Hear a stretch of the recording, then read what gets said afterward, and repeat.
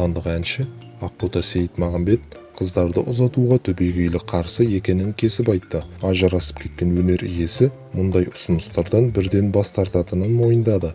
Ол қыз ұзататындай өзінің уақыты келе қоймағанын жеткізді. Ақбота Сейітмағамбет өзіне қыз ұзатып беруге қатысты ұсыныстар түсіп жатқанын растады. Алайда эстрада жұлдызы олардың ешбіріне келісім бермеген.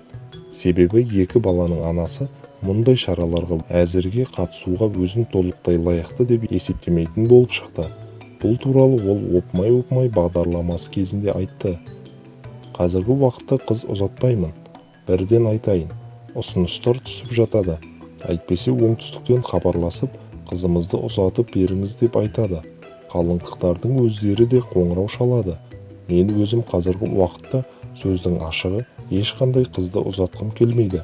Егер Жазира ханым мен Қарақат ханымдар ұзатып жатса, ол кісілерге жарасады.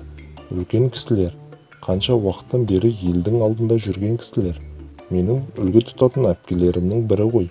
Ал мен қыз ұзатуға асығыс емеспін, деп айтты Ақбота Сейітмағамбет.